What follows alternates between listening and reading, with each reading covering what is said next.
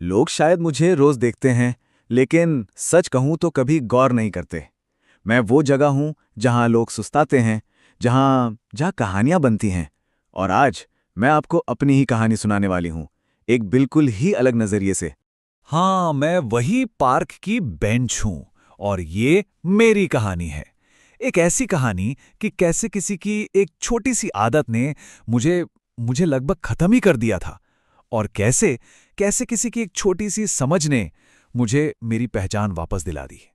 मेरी कहानी की शुरुआत सच कहूं तो काफी दुखद थी। मैं, जो कभी आराम की जगह हुआ करती थी, धीरे धीरे एक भूली बिसरी कचरे का ढेर बनती जा रही थी।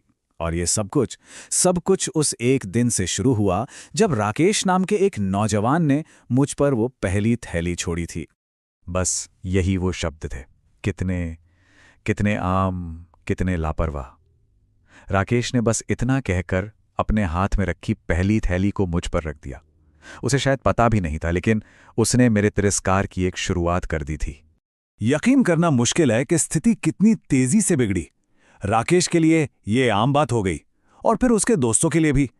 एक के बाद एक थैली आती गई, और शाम ढलते ढलते मेरी लकड़ी की सतह कचरे के नीचे पूरी तरह से गायब हो चुकी थी।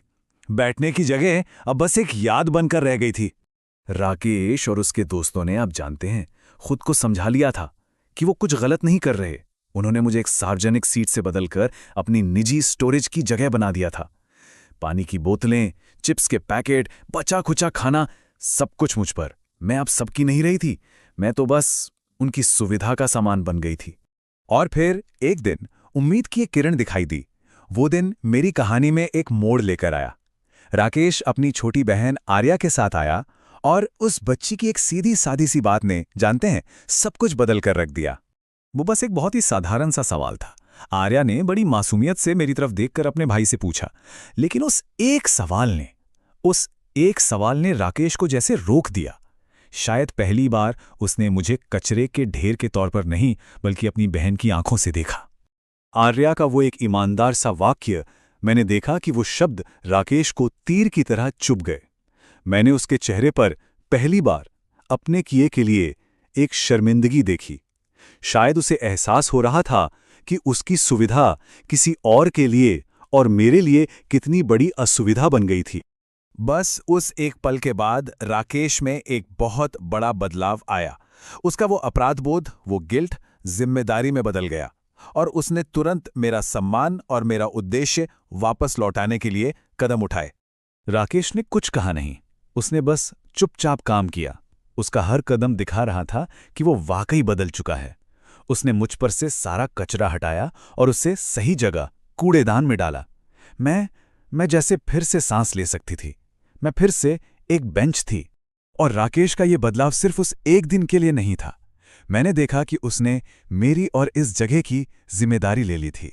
वो ये पक्का कर रहा था कि उसकी गलती अब दोबारा कभी ना दोहराई जाए। ये राकेश के अपने दोस्तों से कहे गए दृढ़ शब्द थे। हो सकता है शुरू में कुछ हंसी मजाक हुआ हो, लेकिन उसकी बात में सच्चाई थी। ये उसके बदलाव का प्रतीक था। एक कूड़ा फेंकने वाले से मेरा संरक्षक बनने तक का सफर। मेरा उद्देश्य अब फिर से बहाल हो गया था, और एक व्यक्ति की आदत में आए इस छोटे से बदलाव का असर पूरे पार्क के माहौल पर पड़ा। ये एक लहर की तरह था जिसकी शुरुआत एक छोटे से कंकड़ से हुई थी। फर्क साफ था कि लोग अब मुझे कैसे देखते थे।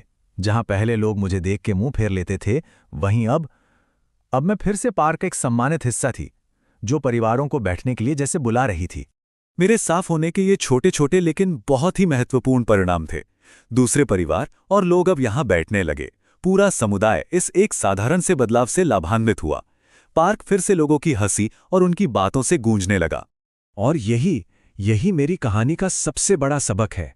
मेरा व्यक्तिगत अनुभव नागरिक कर्तव्य के एक बड़े विचार से जुड़ता है कि हमारी सार्वजनिक संपत्ति हमारी साझा जिम्मेदारी है।